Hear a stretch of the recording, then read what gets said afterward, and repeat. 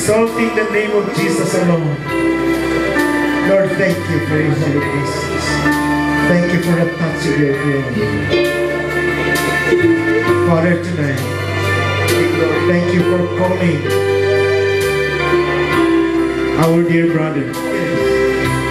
I know, God, that before he was being formed in his mother's womb, you knew him.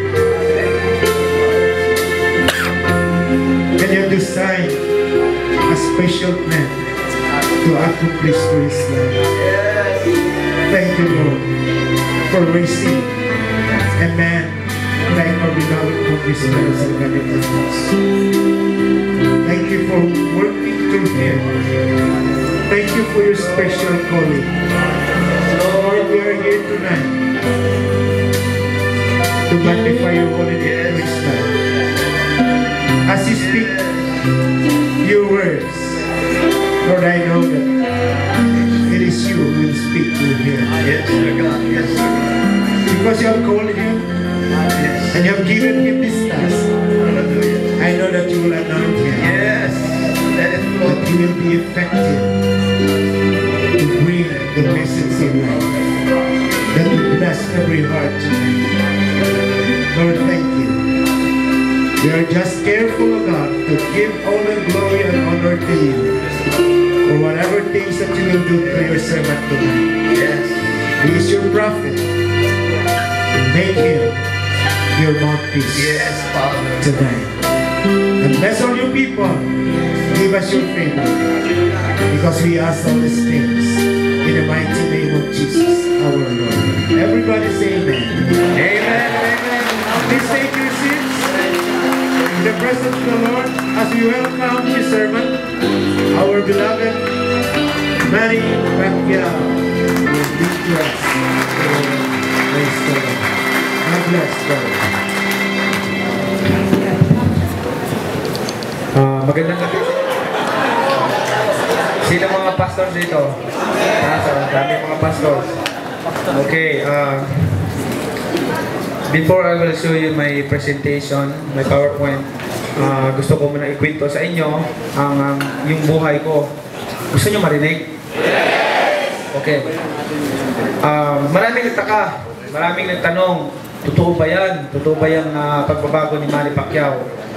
Alam ko, maraming mga kababayan natin na may doubt pa. Siyempre, doubt nga sila na gumagawa pa si Jesus Christ ng miracle. Yun pa kaya hindi nila nakikita. Diba? Kabayan na. Hindi, kailangan intindihin natin. Diba? Gumawa ng miracle na si Jesus Christ nang nandito siya sa lupa. Marami pa rin nag-doubt. Diba? Amen ba? So, alam nyo, ako, ang buhay ko noon, makita niyo ako, nagdadasal ako, palasimba ako, madasalin akong tao, sa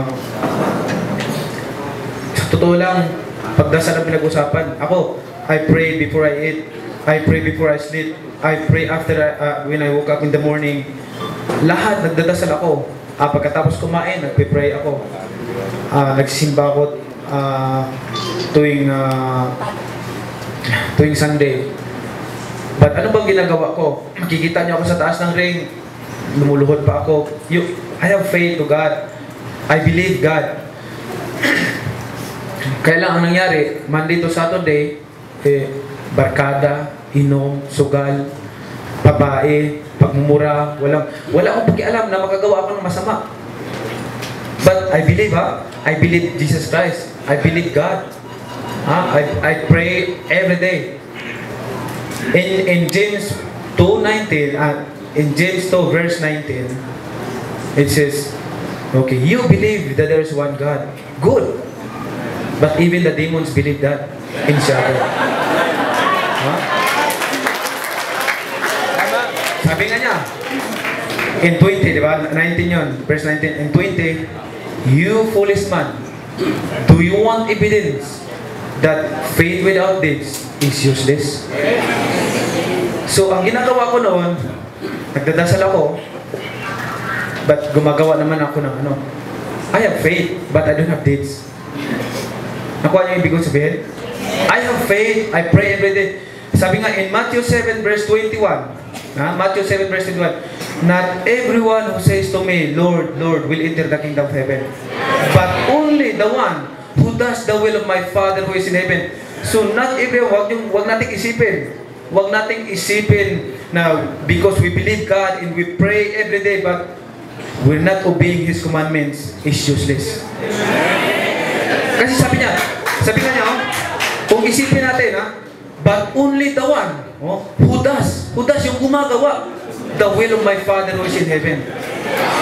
The question is, are we obeying enough to the commandments of God? So nag-stop ako. Talagang, ito yung life ko. I believe God. I pray every day. Kinagawa ko, sugal, gambling, kung ano-ano, inom, barkada, babae, pagmumura, manakit, wala akong pakialam. Kasi worldly life eh. But I believe God, I pray. But when I realize, when I read the Bible and I read that James 2 verse 19 and 20, hindi pala tama. Kaya ang ginawa ko, nag-turn around ako. Hindi lang ako nag-turn around, but I walk forward away from the Lord. I walk forward. But there's the most important. You cannot step forward if you don't have the words of God in your mouth. Kasi in Joshua 1 verse 8 it says, keep this book of the law always in your lips. Meditate on it day and night so that you may be careful to do everything written in it. Then you'll be prosperous and successful. So, ang ginawa ko, I follow that. Ang words of God lagi sa bunganga ko. I read the Bible every day and I meditate it day and night. But I cannot meditate the words if I don't memorize the verse.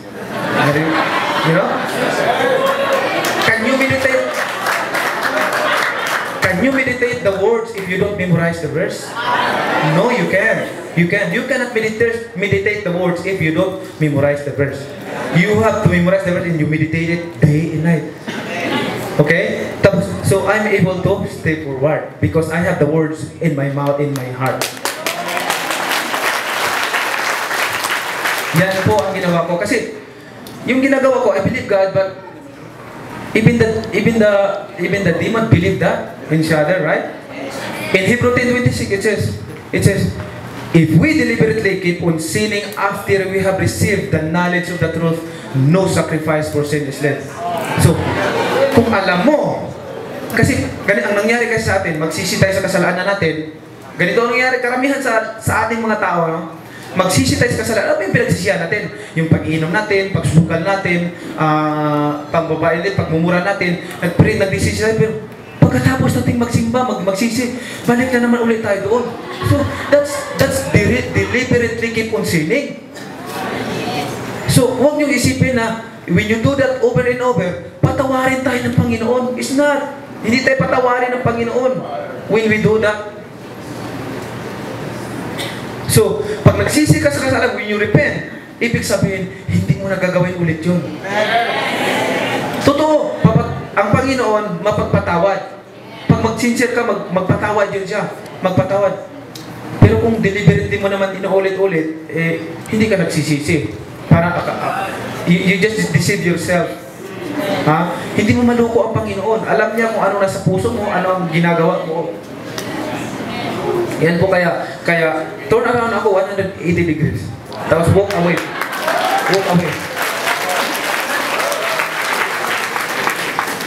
Because the wise man invests his life to eternal life, not a worldly life. Ganun ba? Okay.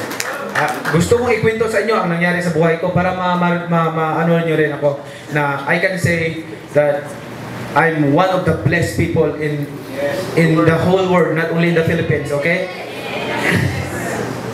One day, nagdadasal ako, tapos may one day na naginip ako. Nung time na yon, barkada ako, hindi na ako nagdadasal, hindi na ako kain ako, wala nang dasal. Pagtulog ako, wala nang dasal. Puro barkada ako, inom, lahat mga bisyo-bisyo, na mga barkada-barkada lahat. Tapos hindi na ako nagsisimba, wala na. Tapos isang gabi na naginip ako. Na nasa gitna daw ako ng gubat. Nasa gitna ako ng gubat. Nakaluhod ako at umiiyak. Tapos nung tumingin ako sa paligid, napakaganda ng mga punong kahoy na malalaki. Walang baluktot. Straight yan. Malalaking punong kahoy. Tapos ang dahon niya green na green. Tapos may mga hamog pa ng tubig. Tapos ay mga bulaklak. Makita mo, ang gaganda ng mga bulaklak.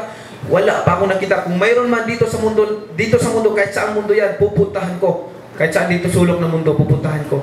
Pero wala tayong makita. Wala akong makita na ganun. Ang ganda, tapos ang hamog, tapos ang ganda ng lugar. Ang ganda ng lugar, tapos nakayuko ako, tapos iyak ako, Lord, patawarin mo po ako sa mga kasalanan ko. Tapos may nakita akong sinag ng araw, ganun, tago sa katawan ko, tago sa katawan ko, tapos sa mga puno, yung sinag ng araw.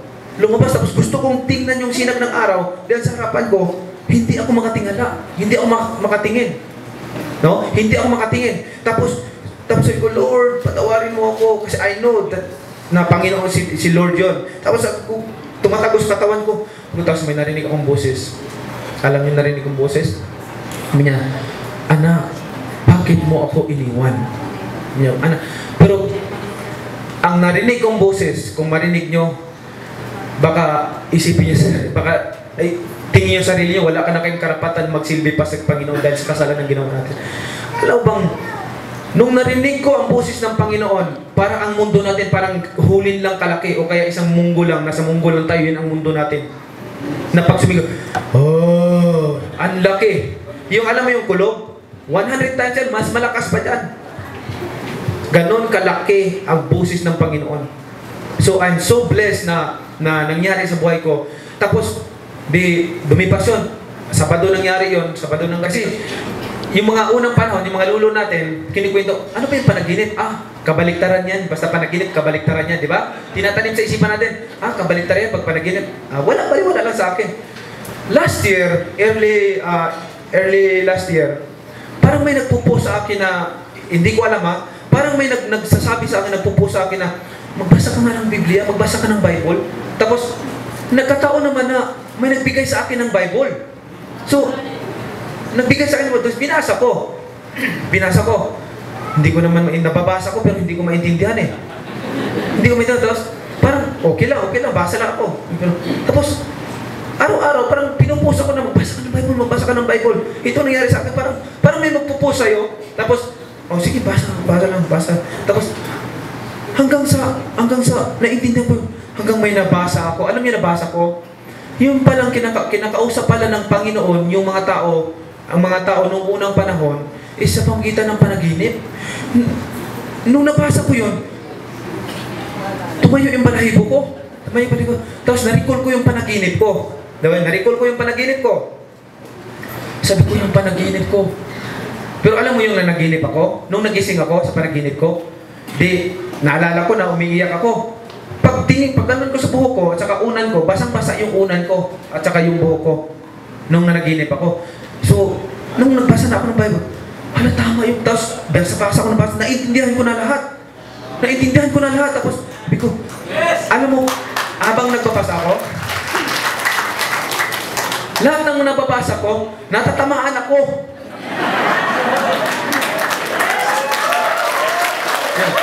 Natatamaan ako.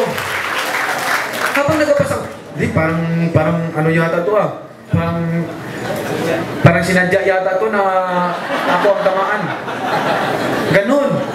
Tapos talagang, mula noon hanggang namulat, tapos sabi ko, naghanap ako tapos pumunta ako ng Amerika noon. Naghanap ako kahit doon sa Amerika, magpatawag ang kami, kahit ano din ang pastor. Parang may nagpo sa akin, mag-Bible study tayo. Parang mag-Bible study. So Bible study hanggang sa, nung pagkatapos ng Bible study, magaan yung pakiramdam ko. Tapos,